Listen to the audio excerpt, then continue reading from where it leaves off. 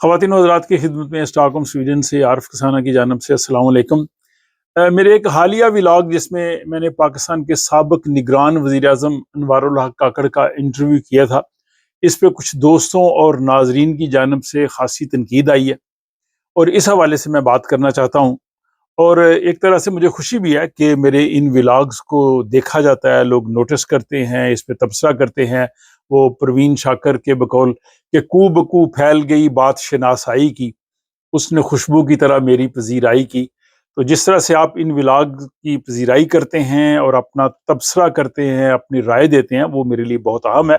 वो नेगेटिव भी हो सकती है, वो पॉजिटिव भी हो सकती है। जैसे इस व्लॉग को बहुत से लोगों ने सराहा भी है, उन्होंने कमेंट्स में भी और मुझे मैसेजेस करके, फ़ोन करके भी ये कहा है कि आपने ऐसे सवालात उठाए हैं कि आज तक किसी ने उनसे नहीं पूछे और वो सवाल हैं जो हमारे ज़हन में थे, तो आपने ये बहुत अच्छा काम किया है। लेकिन दूसरी जानब ज़ाहिर है इस पे लोगों ने अपने ख़यालात की वजह से, अपने नज़रियात की वजह से, या जो भी इस वक़्त पाकिस्तान में सियासी सूरत हाल है, हम सब उससे आगाह हैं, उन लोगों ने इस पे अपना तबसरा किया है।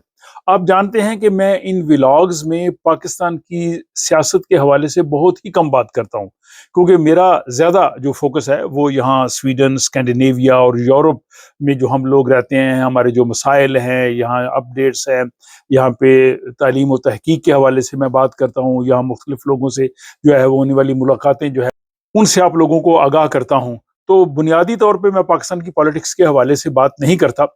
और दूसरी अहम बात यह है कि किसी भी शख्सियत का इंटरव्यू करने का हरगिज़ मतलब नहीं है कि आप उनके ख़यालात से मुत्तफ़िक हैं, या आप उनकी हमायत करते हैं, या आप उनको प्रमोट कर रहे हैं, या उनके सियासी फ़ैसलों को दुरुस्त समझते हैं।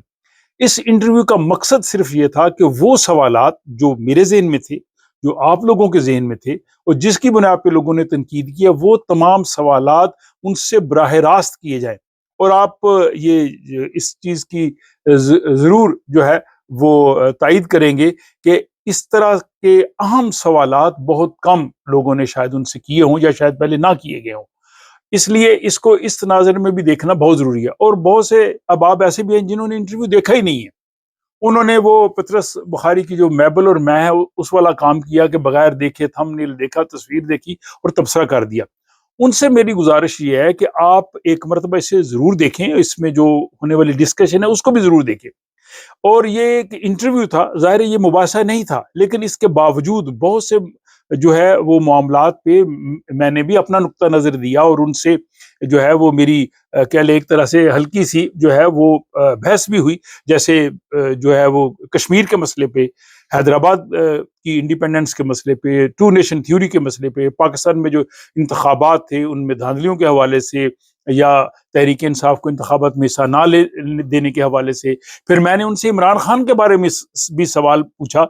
मेरा नहीं ख्याल कि कोई और शख्स उनके साथ या पाकिस्तान में कोई इंटरव्यू करने वाला इस तरह के उनसे सवालात कर सकता था।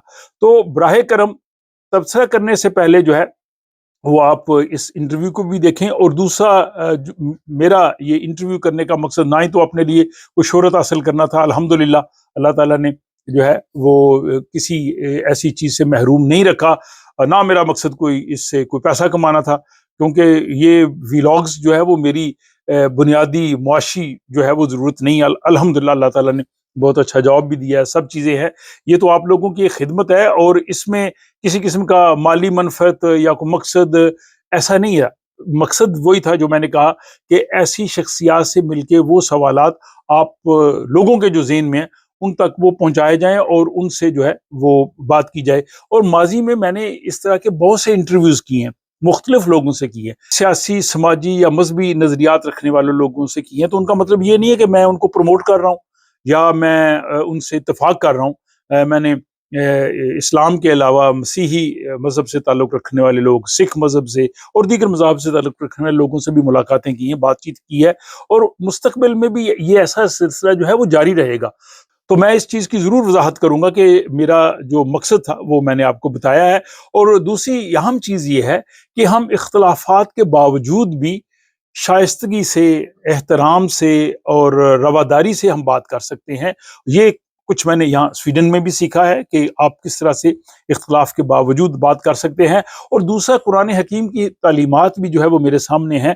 سورہ النحل کی آیت 125 کو آپ دیکھیں کہ جس میں کہا گیا ہے کہ جو آپ کے مخالفین ہیں ان سے حکمت اور نصیحت کے طریقے سے آپ بات کریں، اور ایسے انداز سے آپ بحث کریں جو بہترین ہو، یعنی اختلاف اور جو ہے وہ معاملات میں ہم آہنگی نہ ہونے کے باوجود آپ شائستگی سے احترام سے بات کریں۔ اور پھر سورہ طٰہٰ کی آیت 44 کی طرف میں آپ کی توجہ مبذول کروانا چاہوں گا کہ جب اللہ تعالیٰ نے حضرت موسیٰ علیہ السلام کو کہا کہ جاؤ، فرعون جو ہے وہ بہت سرکش ہو گیا ہے، جا کے اسے خدا کا پیغام دو، اور ساتھ ہی کہا کہ حکمت سے بات کرنا، نرمی سے بات کرنا، ہو سکتا ہے تمہاری بات وہ سمجھ جائے۔ تو یہ تعلیمات ہمیں، یہ نہیں ہے کہ صرف یہ ایک بیان کر دی گئی ہیں قرآن میں، ان کو ہم نے امپلیمنٹ کرنا ہے جہاں ہمیں ضرورت پڑے۔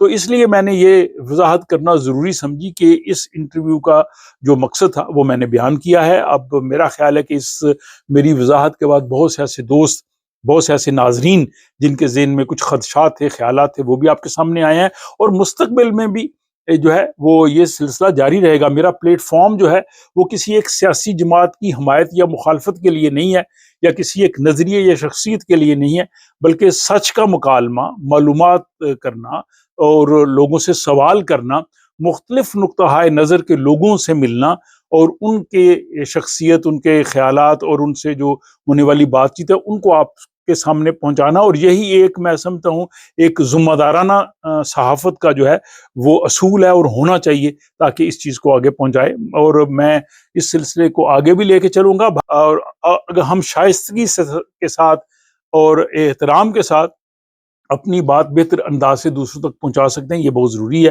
مجھے امید ہے کہ آپ کو میری یہ وضاحت جو ہے اچھی لگی ہوگی۔ اس کا اظہار آپ اپنی رائے کی صورت میں کمنٹ باکس میں ضرور کیجیے گا۔ اپنا خیال رکھیے گا۔ ملاقات ہوتی ہے اگلے ولاگ۔